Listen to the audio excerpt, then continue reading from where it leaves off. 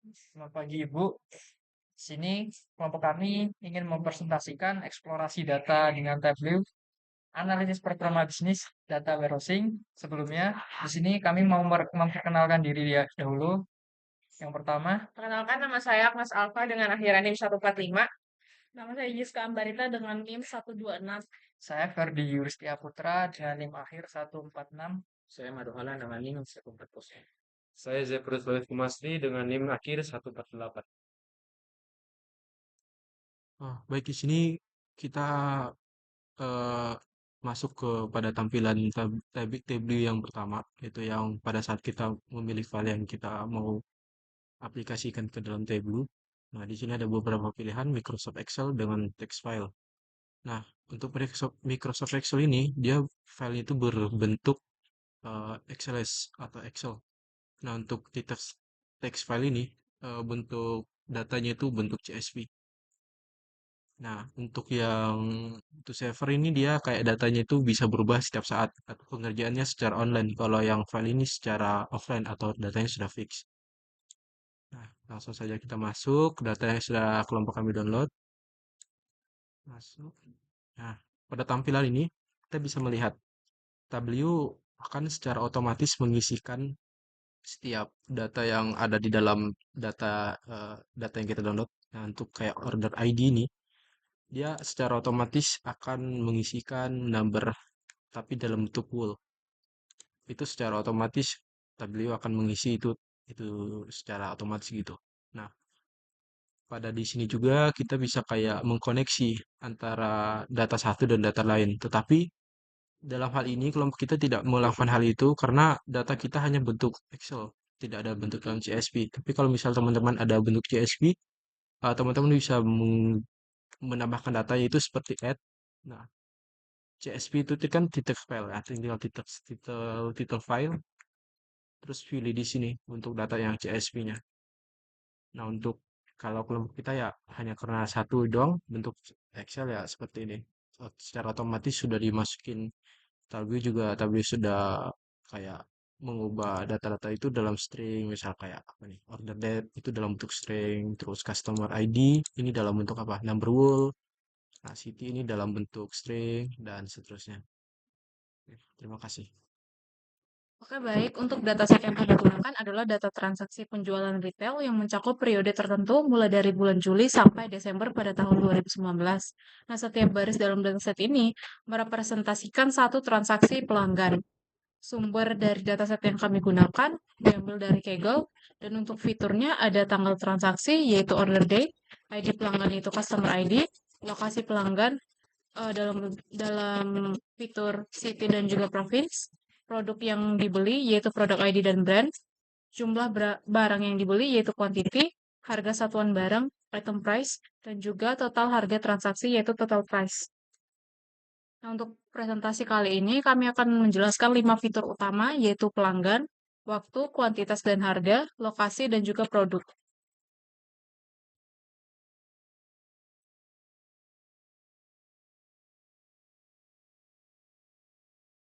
Nah, dapat dilihat di sini untuk bulan Desember ada 70 pelanggan pada tanggal 31 Desember. Nah, kita juga dapat bisa melihat pada bulan lain, contohnya ada pada bulan Juli. Nah, di bulan Juli, untuk jumlah pelanggan terbanyaknya itu ada pada tanggal 18 Juli, yaitu berjumlah 40 pelanggan. Nah, kemudian saya akan mencoba menjelaskan top 10 pelanggan dengan pembelian tertinggi. Untuk fitur yang kami gunakan yaitu ada customer ID, total price, dan juga untuk filternya itu sama, customer ID dan juga total price, dan untuk detailnya kami menggunakan quantity dan juga item price. Nah, caranya itu yang pertama, kami akan mendrag customer ID ke bagian kolom. Kemudian untuk total price-nya di bagian rows. Nah, total price di sini kami ubah measure-nya menjadi sum. Untuk apa? Yaitu untuk menghitung total price atau total pembelian dari si customer tersebut.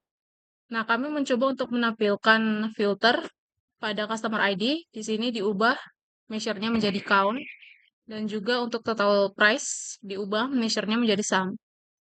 Nah, untuk detailnya, yaitu detail pada bar chart-nya, kami akan menambahkan customer ID, total price, item price, dan juga quantity. Dengan cara mendrag fitur tersebut ke bagian sini, dan juga kemudian dapat kita lihat pada filternya. Di sini untuk customer ID dengan pembelian terbanyak.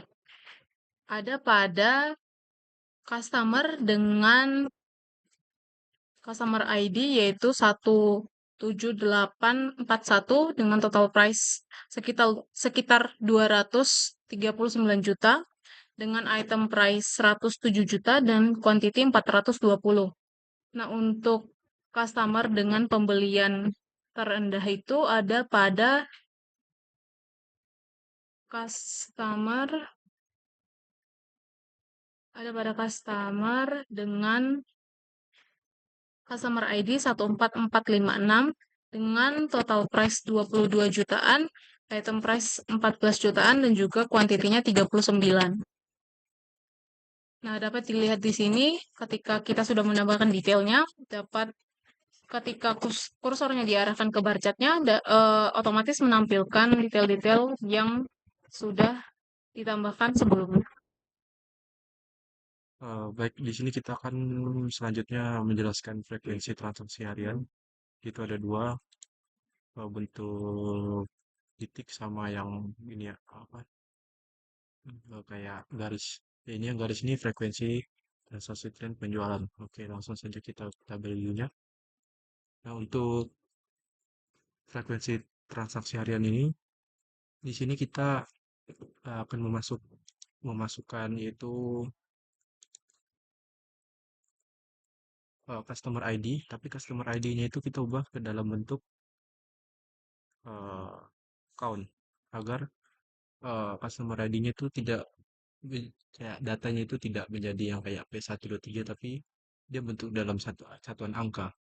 Nah, setelah itu kita masukkan order date sama sorry, maksudnya kita akan memasukkan order date. Nah, order di sini kita akan ubah menjadi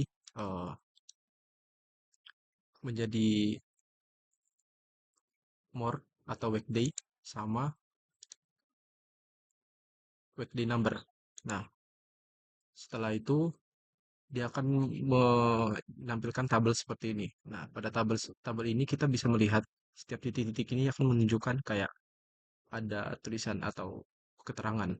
Jadi waktu off order date-nya itu Juli tanggal 7 2019 yaitu pada saat Sunday. Nah, itu customer ID itu ada jumlah 14 orang. Nah, untuk customer ID-nya itu untuk customer ID-nya di sini kita masukin ke warna agar grafiknya ini bervariasi warnanya. Oke, untuk selanjutnya itu ya frekuensi transaksi tren penjualan. Nah, di sini kita bisa melihat pada bulan Juli, Agustus, September, Oktober sampai Desember. Tren penjualan ini mengalami penaikan yang signifikan dari Juli sampai Desember. Nah, pada ini kita masukin total price sama order date. Kenapa kita masukin total price sama order date? Karena kita ingin melihat pada bulan berapa setiap bulannya itu total price itu dengan apa masuk total price itu kita mendapatkan berapa gitu. Jadi ya kita masukin ke dalam row dengan customize. Dia akan menampilkan ya total price sama ya bulannya. Jadi kita bisa lihat di sini. Oke, terima kasih. Baik, selanjutnya di sini saya akan menjelaskan tentang kuantitas dan harga, yaitu tentang kuantitas produk terjual. Di sini saya akan langsung mengimplementasikan dari tabelnya. Di sini menampilkan Sama. kuantitas produk terjual. Maksudnya di sini menampilkan produk mana yang penjualannya paling banyak. Oke, di sini kita mau mengfilter quantity dari rentan yang paling rendah. Yang pertama di sini kita sebelumnya belum ada tampilan filter di sini. Caranya untuk menampilkan filter, klik kanan pada tampilan filter pada sum quantity, yaitu show filter. Nah, di sini kita bisa mengatur rentan penjualan paling tinggi sampai paling bawah. Lalu jika kita mau mewarnai filternya, kita ambil quantity, taruh ke color. Nah, di sini langsung grafiknya akan berwarna. Lalu selanjutnya kuantitas dan harga tentang top 10 rata-rata harga produk tertinggi. Nah, di sini masih 100 top 100. Caranya kita klik kanan pada filter produk ID, edit filter, lalu kita atur topnya base top 10, lalu oke. Nah, di sini langsung menampilkan top 10 penjualan produk tertinggi. Di sini maksudnya eh, menampilkan brand mana yang penjualannya atau penghasilannya paling tinggi. Baik, selanjutnya saya akan menjelaskan tentang fitur keempat yaitu produk. Nah, di sini langsung saja ke tabelnya, di mana kita melihat relasi dari brand sama kuantitas tertinggi. Kuantitas di sini maksudnya adalah kuantitas dari item yang dimiliki oleh para brand. Nah, pertama-tama kita akan mendrag si atribut brand ini ke kolom, lalu sum dari quantity item ke baris. Di sini kita tidak memakai filter apa-apa, namun brandnya kita kasih warna dengan cara mendrag brand ke color. Kemudian kita bisa lihat secara lebih jelas. Nah, di sini brand P itu memiliki kuantitas item tertinggi dengan nilai 10.130 item dan brand L memiliki kuantitas terendah yaitu 3.090 item. Oke, selanjutnya ada visualisasi kuantitas produk pada tiap brand. Nah, untuk kuantitas produk pada tiap brand, kita menggunakan bar chart juga seperti yang sebelumnya. Di sini perbandingannya pada suatu brand itu punya berapa banyak produk ID. Jadi count dari produk ID itu sendiri. Nah, di sini kita menggunakan produk ID yang bertipe count dengan cara klik kanan di sini, lalu kita edit measure-nya itu sebagai count. Kemudian di row-nya itu kita drag atribut brand. Nah, di sini kita bisa lihat bahwa brand S itu memiliki total produk ID terbanyak dengan 989 produk. Kemudian yang paling sedikit itu ada di brand H dengan total produk ID 319 produk. Oke, baik. Sekarang kita akan menuju visualisasi model map. Kita di sini punya banyak warna ini untuk menentukan warna dari tiap-tiap kota. Kita langsung saja ke tabelnya. Nah, untuk buat map visualisasi yang kayak tadi di PPT itu kita akan drag item price ke detail, ya. Kemudian quantity ke detail, kemudian total price-nya ke detail. Nah, ini kita drag ke detail biar nanti kalau kita arahkan mouse kita ini ke titik-titik yang ada titik-titik daerahnya, itu bisa menampilkan detailnya, detail item price-nya, quantity, dan juga total price. Kemudian kita langsung ngedrag tempat-tempatnya, kayak provinsi, kita drag ke sini ya, ke bagian ini, masukkan. Nah, kalau kita ngedrag provinsi atau city ke dalam sini, ke bagian map ini ya, itu dia akan langsung jadi model map. Karena apa? Karena data dari provinsi itu dia tipenya zone, itu state. Jadi dia akan langsung menampilkan template dasar peta, model peta. Lanjut lagi, kita drag lagi untuk city-nya. Kita drag city biar apa? Biar kelihatan. Karena ini baru kabupaten. Provinsinya. Nah, kita drag city biar kelihatan nih city-citynya, kota-kotanya. Ini kota-kotanya ada apa aja. Nah, biar kita jangan bingung, ini warna biru semua. Kita bawa provinsinya itu, kita drag lagi ke color. Set. Jadi sekarang kita nggak bingung nih. Udah ada indikatornya, hijau untuk Jawa Tengah, kuning untuk Jawa Timur, terus ungu untuk Yogyakarta dan seterusnya. Terus kalau untuk longitude dan latitude ini sudah bawaan dari Tableau, jadi ya ini nih titik koordinatnya untuk daerah-daerah yang ada di map. Jadi ini udah di generate dari si Tableau itu sendiri. Oke, mari kita contoh ya. Sekarang kita arahkan kursornya ke contoh nih Yogyakarta. Nah, di Yogyakarta akan menampilkan keterangan kotanya, provinsi, total price, item price, terus quantity nya.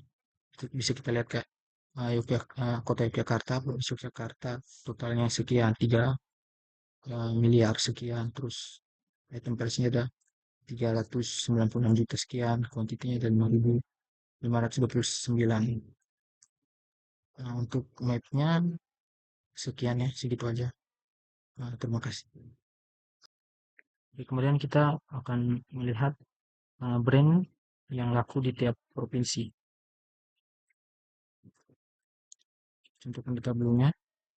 Nah, untuk buat yang brand tiap provinsinya, pertama kita nanti drag sum dari total price ke dalam filter. Volume juga bisa ya, nanti kita taruh ke sini. Kemudian kita taruh nama brandnya ke row, terus provinsinya, karena kita pakainya tiap provinsi, kita bawa ke row. Kemudian kita bawa sumnya lagi tadi ke filter. Sum untuk total price ya, total price filter. Kita pilih yang sum. Untuk range-nya kita pilih yang paling rendah sampai paling tinggi. Terus kita klik OK. Biar kita bisa kelihatan, kita langsung tambahin tab. Biar kita bisa kelihatan ini angkanya itu kelihatan. Kemudian kita bawa sum totalnya itu ke color juga, biar warnanya bisa mengikuti